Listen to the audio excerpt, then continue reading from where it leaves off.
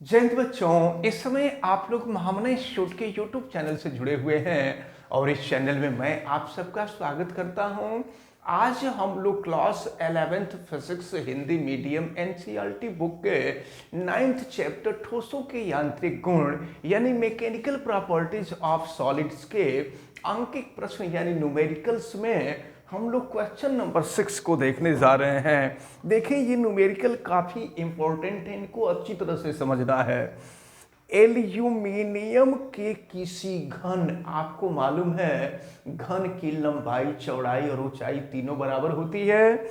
तो एल्यूमिनियम के किसी घन के किनारे, किनारे का मतलब भुजा की लंबाई 10 सेंटीमीटर लंबी है। तो इस लंबाई को हम चाहें तो कैपिटल यल से रिप्रेजेंट कर सकते हैं और ये आपको दिया हुआ है 10 सेंटीमीटर। सेंटीमीटर को मीटर में कन्वर्ट कर दें तो इसके लिए 100 से डिवाइड करना पड़ेगा और 100 से डिवाइड कर देंगे तो 0.10 मीटर हो जाएगा। अब देखिए क्या दिया है, इसका एक फलक किसी ऊर्ध्वाधर दीवार से कसी हुई है।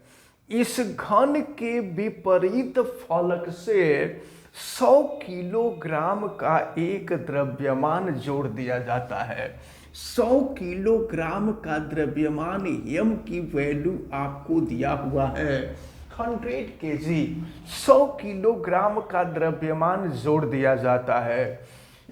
एल्यूमिनियम का अपरूपण गुणांक, अपरूपण गुणांक यानी जिसको हम दृढ़ प्रत्यास्थता गुणांक भी कह सकते हैं, ये दिया हुआ है 25 GPa यानी 25 गीगा पास्कल। तो इसको अगर हम पास्कल में कन्वर्ट कर दें तो 10⁹ से मल्टीप्लाई कर देंगे तो ये पास्कल में कन्वर्ट हो जाएगा। इस फलक का ऊर्ध्वाधर विस्थापन, ऊर्ध्वाधर विस्थापन को हम दूसरे शब्दों में कह सकते हैं कि फलक की लंबाई में होने वाली वृद्धि कितनी होगी, यही आपसे पूछा जा रहा है।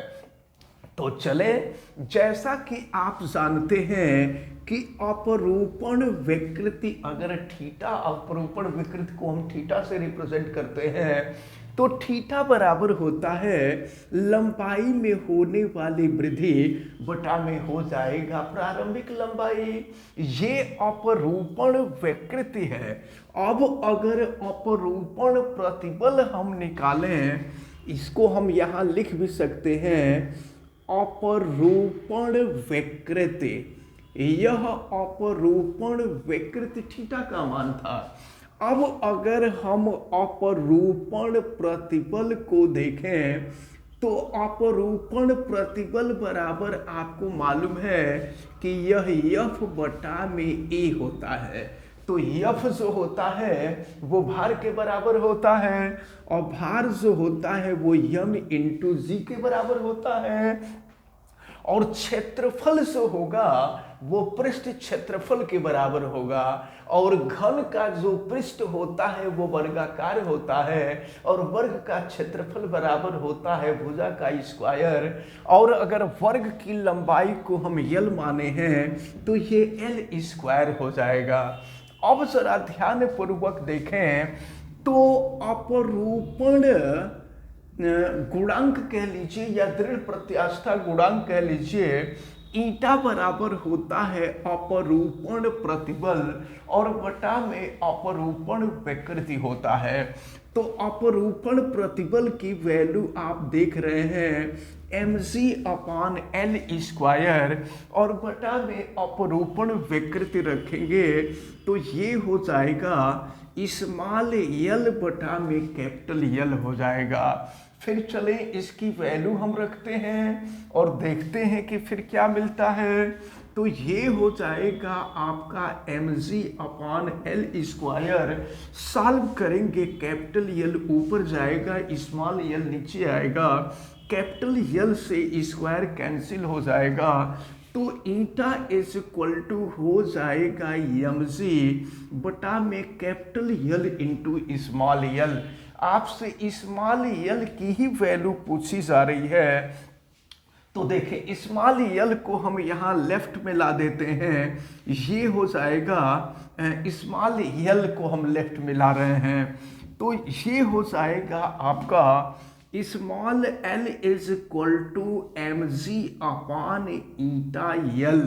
अब हम सबकी वैल्यू यहाँ रख रहे हैं, तो चलिए देखें यम की जो वैल्यू है ये आपने देखा है 100 और जी का मान 9.8 होता है, या इसके जगह पे हम चाहें तो 10, देखें क्वेश्चन में दिया हुआ है जी इज इक्वल टू 10 मीटर पर सेकेंड स्क्वायर, हम 10 कर देंगे और यन ईटा की वैल्यू, तो ईटा की वैल्यू आपको दिया हुआ है 25 इंटू 10 टू दी पावर 9 और इंटू ये है यल, तो यल की वैल्यू कैपिटल यल जो है ये 0.1 है, तो ये 0.1 हो गया। अब चले इसको हम लोग सॉल्व कर लेते हैं।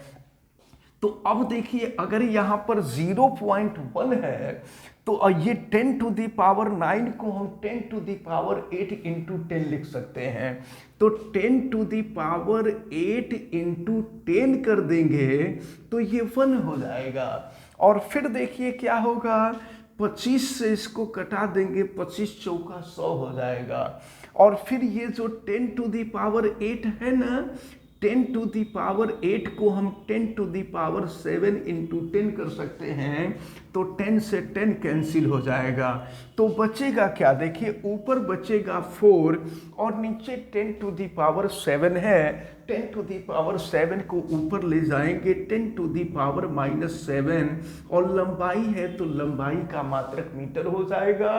तो प्रश्न में आपसे यही पूछा जा रहा था कि फलक के लंबाई में कितने की वृद्धि होगी, तो यहाँ पर हम लोगों ने देखा कि फलक की लंबाई में होने वाली वृद्धि 4 into 10 to the power -7 meter के इक्वल आया। देखते हैं क्वेश्चन नंबर 7, और यहाँ दिया हुआ है मृदुल कांच के 4, मृदुल कांच जिसको हम लोग मृदु कांच कहा करते, सॉरी मृदुल इस्पात जिसको मृदु इस्पात कहा जाता है, पिग आयरन जिसको कहते हैं, तो मृदुल इस्पात के 4 समरूप खोखले बेलनाकार स्तंभ 50,000 किलोग्राम द्रव्यमान। देखिए यहाँ पर द्रव्यमान यम की जो वैल्यू दी गई है ये दिया हुआ है 50,000 किलोग्राम। 50,000 किलोग्राम द्रव्यमान के किसी बड़े ढांचे को आधार दिए हुए हैं, मतलब ये 4 खोखले बेलनाकार गोलों से एक बड़े ढांचे के आधार, जैसे मान लीजिए पिलर होता है तो चारों तरफ से पिलर खड़ा कर दिया गया है और उस पिलर के ऊपर कोई बिल्डिंग बन सकती है या कोई संरचना बन सकता है, रेलवे पुल बन सकता है, ओवरब्रिज बन सकता है। तो यही आपसे कहा जा रहा है प्रत्येक स्तंभ की भीतरी एवं बाहरी त्रिज्या, तो भीतरी त्रिज्या को हम R1 से रिप्रेजेंट कर रहे हैं और बाहरी त्रिज्या को हम R2 से प्रदर्शित कर रहे हैं। देखिए यही दिया हुआ है कि खोखला बेलन है तो इसकी कुछ न कुछ तो मोटाई होगी ही, तो इसकी मोटाई होगी, ये खोखला बेलनाकार है।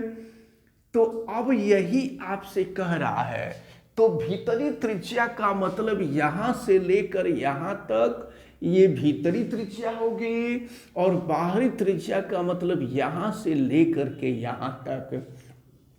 अब चलिए आगे बढ़ते हैं, तो R1 और R2 की जो वैल्यू दी गई है वो 30 सेंटीमीटर और 40 सेंटीमीटर दी गई है।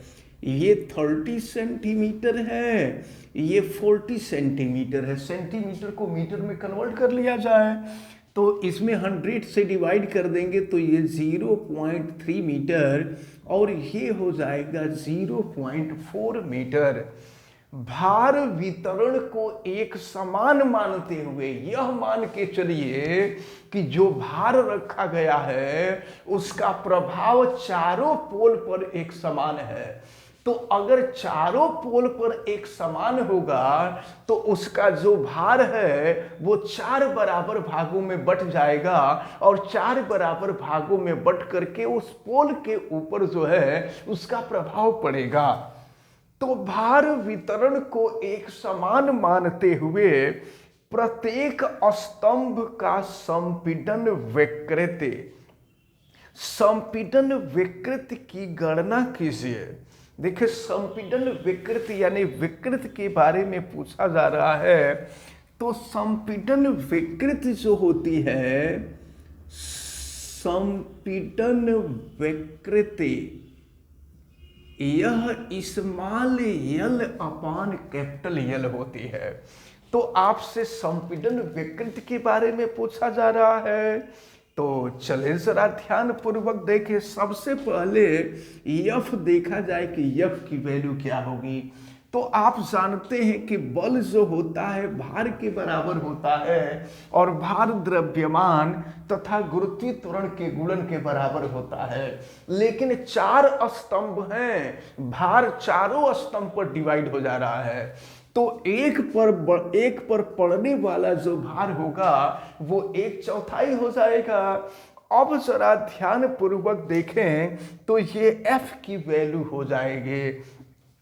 अब जरा हम क्षेत्रफल देखें। क्षेत्रफल का मतलब ये जो मृदुल इस्पात है, मृदुल इस्पात का क्षेत्रफल। तो इसके लिए हम क्या करें, इस पूरे भाग का क्षेत्रफल निकालें और फिर अंदर वाले भाग का क्षेत्रफल निकालें। तो पूरे भाग के क्षेत्रफल में से अंदर वाले भाग के क्षेत्रफल को घटा देंगे तो ये जो सॉलिड भाग है इस सॉलिड भाग का क्षेत्रफल निकल जाएगा। तो अगर हम बाहर वाले भाग के क्षेत्रफल को A2 और अंदर वाले भाग के क्षेत्रफल को A1, तो A2 में से A1 को घटा देंगे तो ये जो ठोस है यानी ये जो मृदुल कांच है, मृदुल कांच का क्षेत्रफल हमको ज्ञात हो जाएगा। और ये क्षेत्रफल जो होगा वो वृत्ताकार होगा। तो वृत्त का क्षेत्रफल πr² होता है। तो A2 के जगह पे हो जाएगा πr2² और माइनस A1 के जगह पे हो जाएगा πr1²। अगर हम चाहें तो यहाँ से पाई कामन ले लें तो r2² माइनस r1² हो जाएगा और फिर ये हो जाएगा पाई a² माइनस b² का फार्मूला हम लगा दें तो a प्लस बी और a माइनस बी हो जाएगा। तो चले देखें क्या हो जाएगा। ये r2 प्लस r1 और फिर r2 माइनस r1 हो जाएगा। अब हम सबकी वैल्यू यहाँ पर रख रहे हैं। तो चले देखें। अच्छा, एक चीज और है कि ये लोहा है तो लोहे के लिए यंग प्रत्यास्था गुणांक होता है। यंग प्रत्यास्था गुणांक y बराबर होता है F/A अपान स्मॉल यल अपान कैपिटल यल। तो याद रखे रहिएगा, संपीड़न विकृति आपसे पूछा जा रहा है यानी स्मॉल यल अपान कैपिटल यल की वैल्यू पूछी जा रही है। देखिए, तो स्मॉल यल अपान कैपिटल यल की वैल्यू निकालेंगे तो F/A और फिर y इधर आ जाएगा। अब यहाँ पर हम सबकी वैल्यू रखें और रख करके फिर इसको सॉल्व करें और देखें कि वैल्यू कितनी आती है। तो F के जगह पे हो जाएगा mg/4 और A के जगह पर A की वैल्यू आप देख रहे हैं पाई r2 plus r1 into r2 minus r1 और फिर ये हो जाएगा y। अब हम सबकी वैल्यू रख रहे हैं तो small l upon capital L is equal to capital M का जो मान है ये है 50,000 और फिर जी की जो वैल्यू है, जी गुरुत्वीय त्वरण है, उसका मान 10 हो जाएगा। और फिर ये देखें 4 पाई की जो वैल्यू होती है 22/7 होती है, हम कर देते हैं 22/7 तो फिर ये देखें 22/7 करेंगे, 7 ऊपर चला जाएगा और फिर R1 प्लस R2, तो R1 की वैल्यू है R2 प्लस R1 ये है 0.4 प्लस 0.3 और ये है 0.4 माइनस 0.3 और फिर y यंग प्रत्यास्था गुणांक। तो लोहे का यंग प्रत्यास्था गुणांक आपको सारणी में दिया हुआ है, यह 2 × 10⁻11 न्यूटन पर मीटर स्क्वायर होता है। तो यहाँ इसको रख देते हैं 2 × 10⁻11। अब इसके बाद इसको सॉल्व हम लोगों को करना है।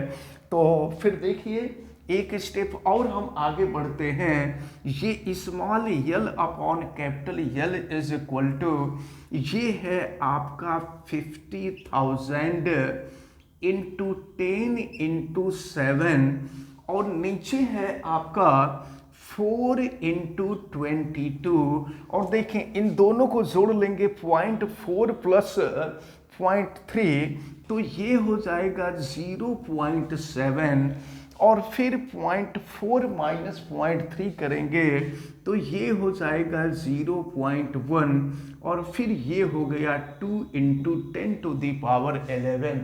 अब इसको सॉल्व कर दिया जाए तो देखें अगर हम यहाँ पर देखिए 11 के जगह पे अगर हम 10 कर दें तो ये 1 हो जाएगा और फिर यहाँ अगर हम 9 कर दें तो ये 7 हो जाएगा और फिर 7 से 7 कैंसिल हो जाएगा और फिर देखें क्या होगा। अब अगर हम 2 से कटा दें तो 2 से कटा देंगे तो देखें ये हो गया आपका 5 और फिर 2 से इसको 50,000 को कटा दिया जाए तो ये 11 हो जाएगा और ये हो जाएगा आपका 25,000। फिर 4 से हम इसको कटा सकते हैं तो देखिए 4 से इसको कटाएंगे तो ये हो जाएगा 12,2500 हो जाएगा, तो सॉरी 12,500 हो जाएगा। अब हम लोग इसको सॉल्व कर लेते हैं और फिर देखते हैं ये वैल्यू कितनी आती है। तो चलिए इसको हम यहाँ सॉल्व कर लेते हैं। Small l upon capital L is equal to, यहाँ पर बचा है आपका यहाँ बचा है 12,500 और फिर देखें फिर नीचे बच रहा है ये 5 बच रहा है, ये हो गया 5 और फिर नीचे देखिए यहाँ है 11, ये 11 हो गया और इसके बाद ये है 10⁻9।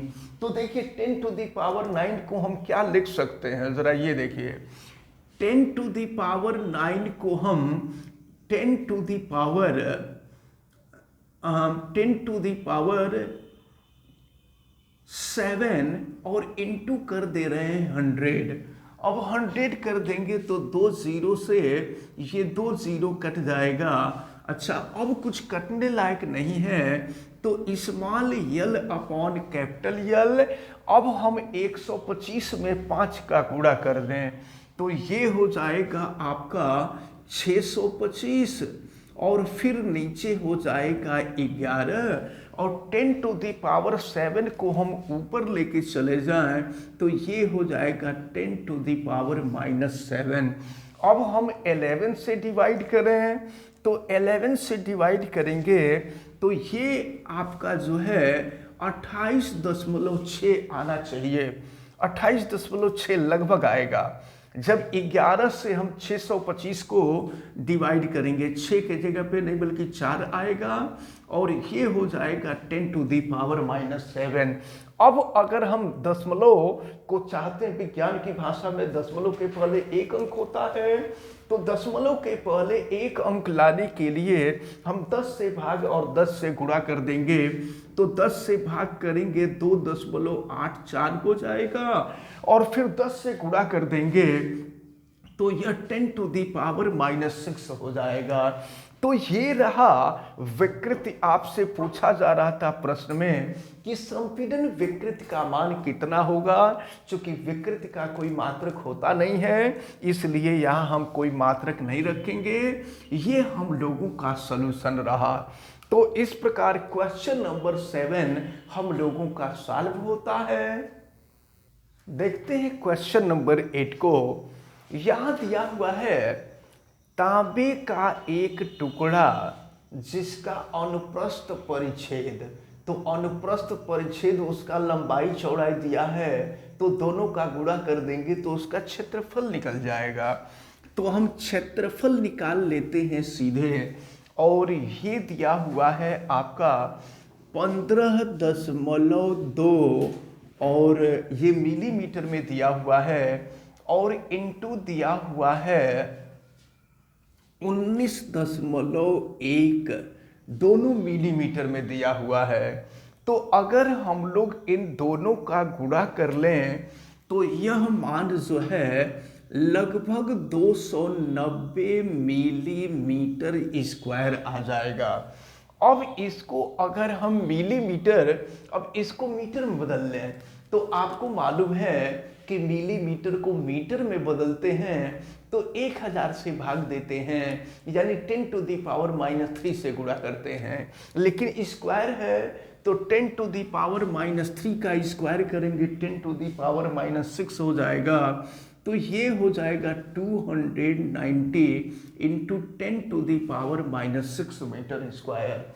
दशमलव के पहले एक अंक का होना जरूरी होता है, इसलिए हम यहाँ पर 10 से गुणा 100 से गुणा और 100 से भाग कर देंगे।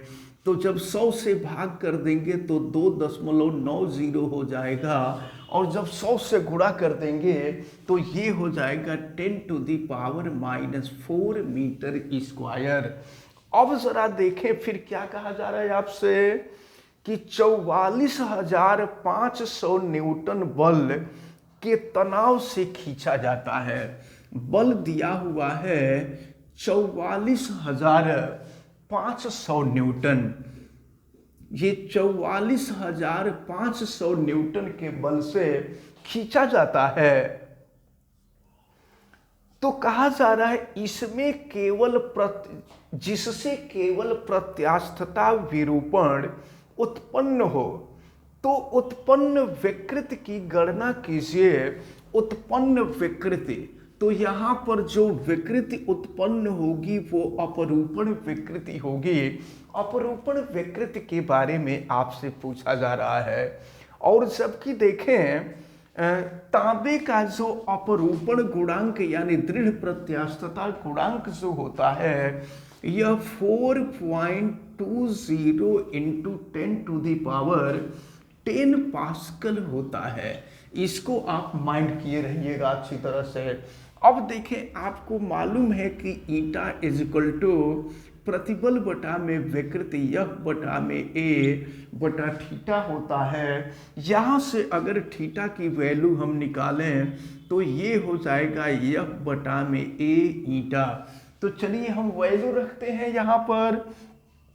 तो F जो दिया हुआ है ये दिया हुआ है 44,500 और A की वैल्यू हमने निकाला है अभी, ये है 2.90 इंटू 10 टू दी पावर -4 और ईटा की वैल्यू देखिए दिया हुआ है, ये दिया हुआ है 4.2 इंटू 10 टू दी पावर 10।